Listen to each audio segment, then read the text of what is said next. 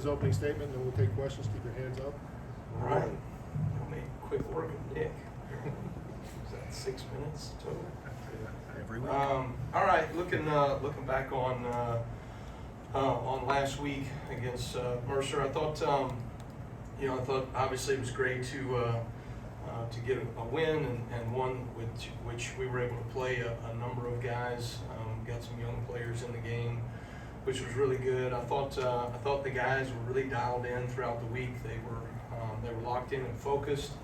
I thought early in the game, I thought there was some inconsistency. I thought we gave up too many yards in the first half, more than we had given up in some SEC games, and so that was something that we really challenged our guys in the second half to respond and become more consistent.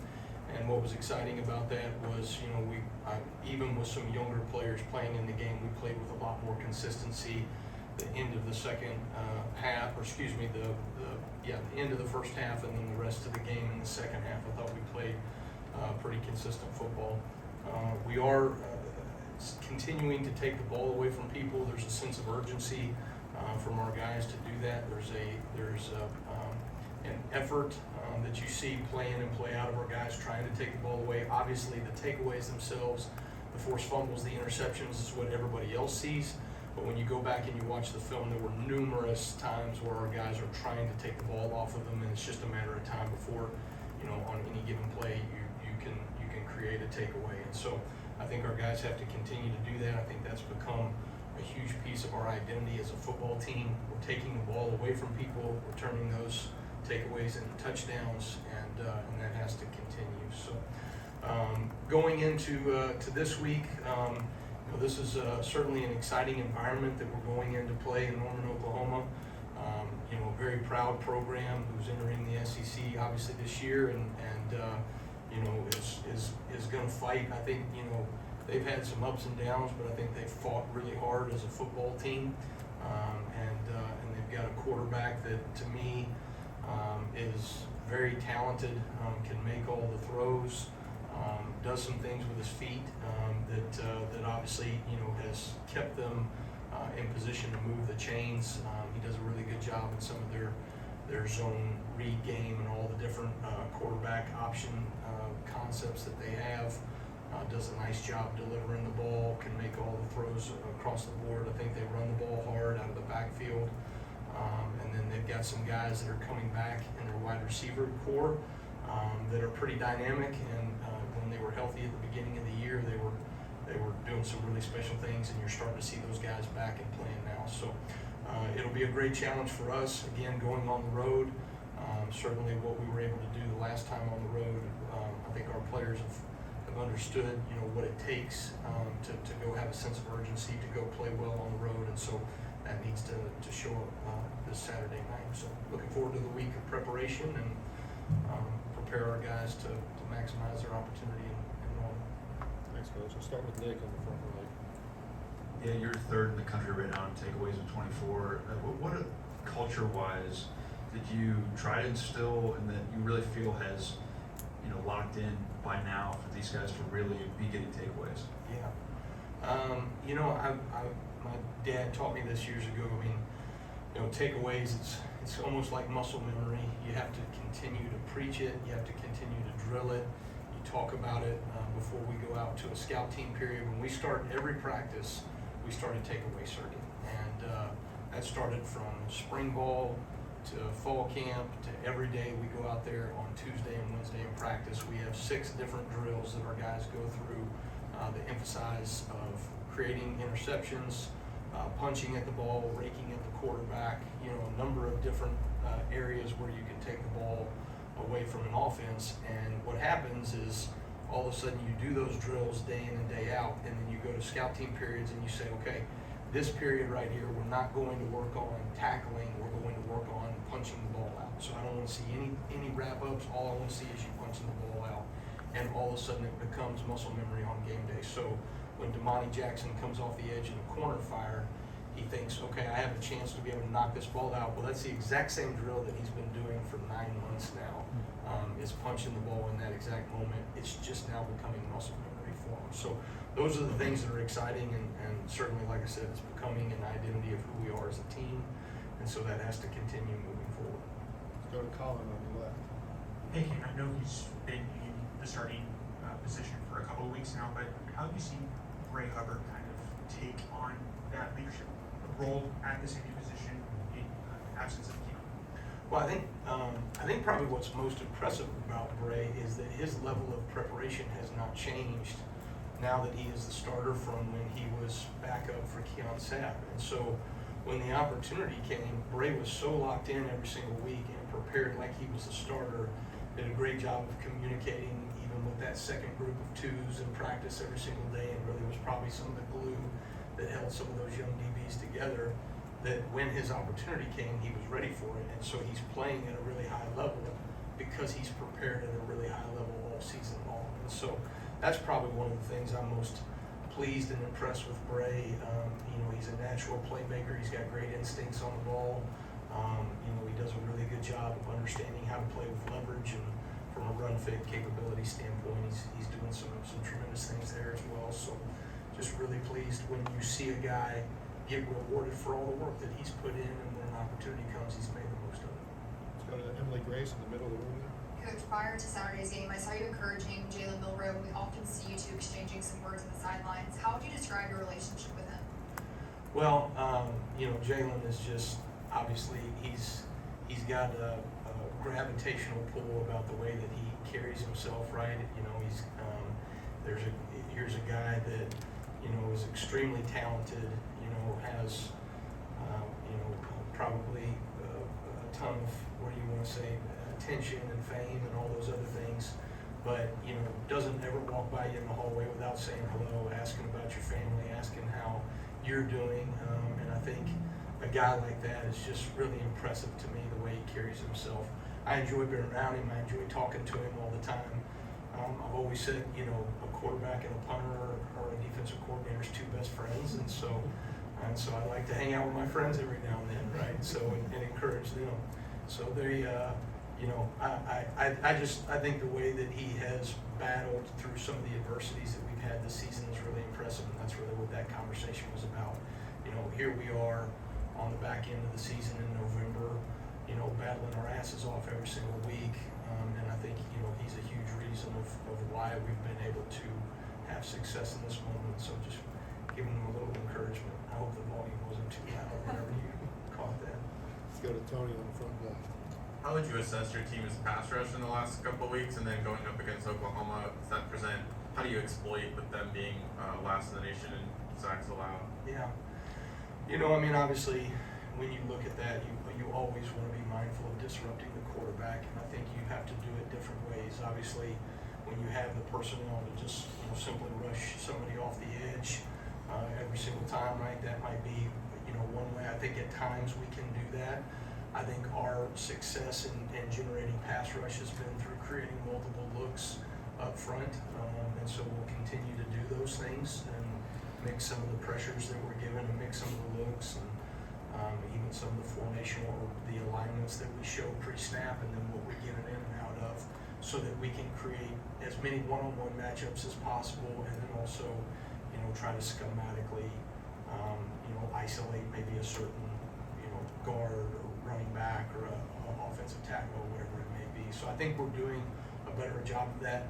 Part of that is me being better on the back end of the season, recognizing our personnel and what we do really well, and then just as you start to see things from week to week in terms of what we do well and what we can take advantage of based off of what we see from the offense. So that I think we're trending in the right direction, but certainly that needs to continue.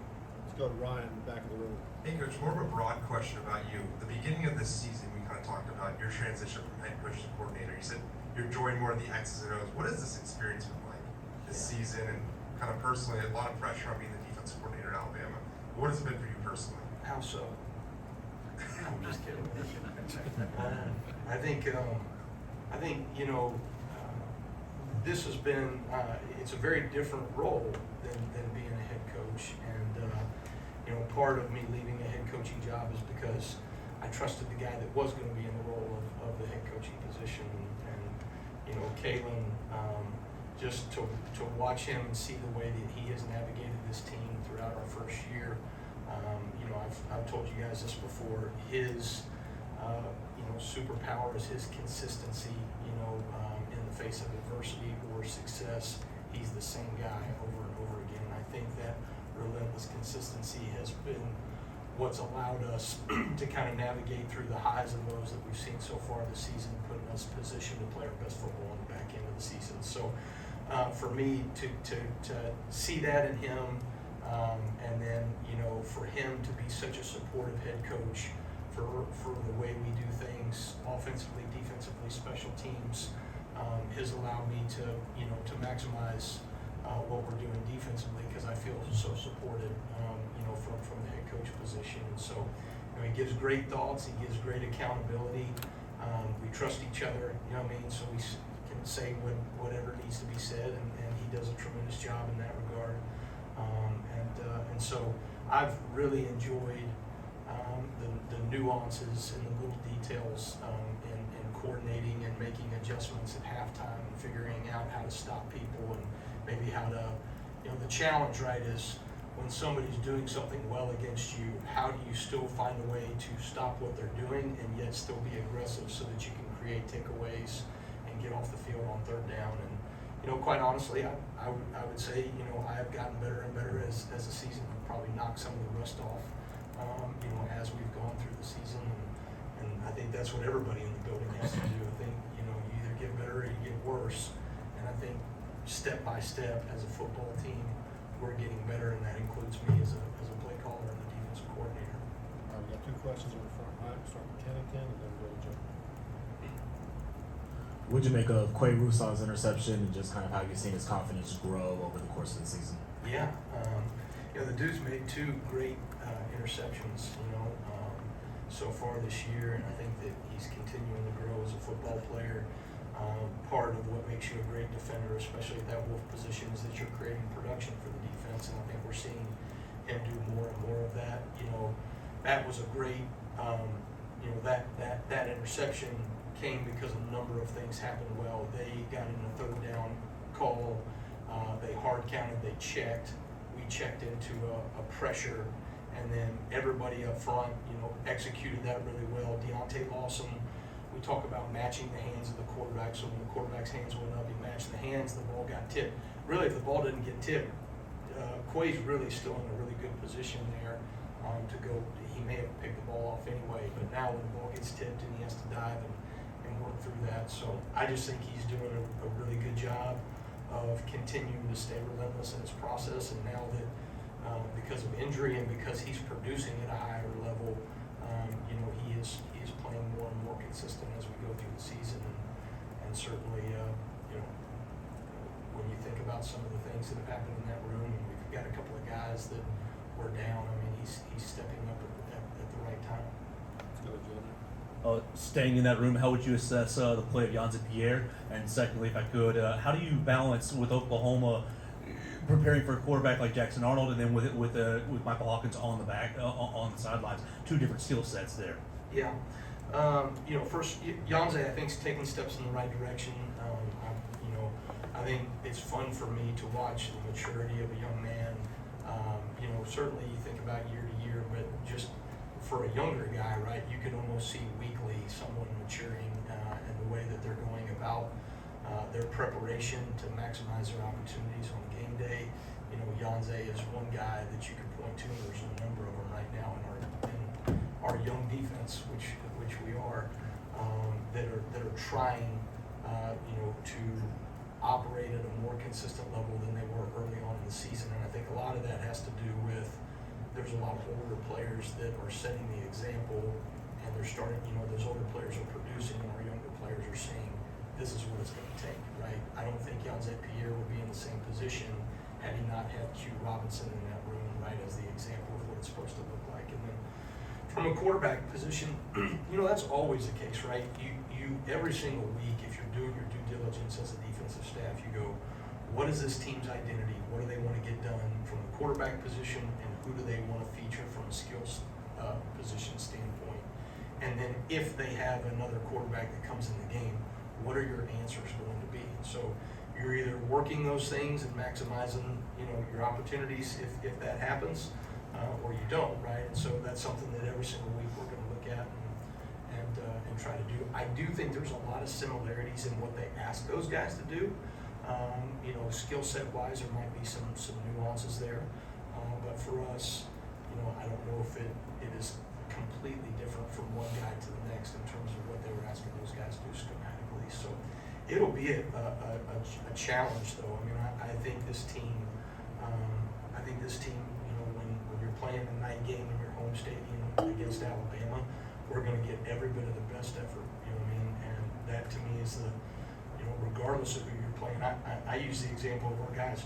You know, the last 3 weeks, okay, you went up against 3 top 25 teams, right, and some really good offenses, and you gave up more yards against Mercer than you did against those 3 teams. So what matters is your ability to, you know, to be able to play with a sense of urgency in the moment, right, and not wait around, but to do it in from the first play to the second play to the last play of the game. And I think we're learning those things as a team. All right, we're gonna finish up with Chase and before that. At inside linebacker, we occasionally see the sub-package with Lawson and Campbell and Jefferson all on the field together, usually with Jefferson on an edge. What does it bring to the defense when those 3 are in there at the same time? Yeah. Well, you know, again, all those guys are older, more experienced guys, and so certainly, you know, there's a level of experience that, you know, that those guys carry together athletically from a linebacker standpoint. Those 3 dudes are, you know, they can make space tackles, they can do things, they can blitz off the edge, they can blitz up the middle, they can, you know, play zone coverage. We can ask them to play man coverage on backs and tight ends and occasionally even receivers and with help, but they can do those things, right? So their skill set allows us to do a lot of things schematically, and those guys can cover a lot of grass and space. So it's, you know, an advantage to us to be able to have three of those guys on the field. And then I would say from the other side, you know, Jahad Campbell and what he does from a pass rush standpoint. You know, we put him at the defensive end position the other day. He goes in and gets the only sack that we came up with the day, right? So those are the things that, you know, that we've got to continue to utilize our personnel because, you know, quite honestly, right, you know, just like everybody in the country, right, everybody's a little more thin at the end of the season. And so you got to find creative ways to get, you know, your personnel in position, you know, to maximize value for your defense. And so I think getting those 3 guys on there does that. Thanks, Coach. Appreciate it. Okay, thanks guys. Roll Tide.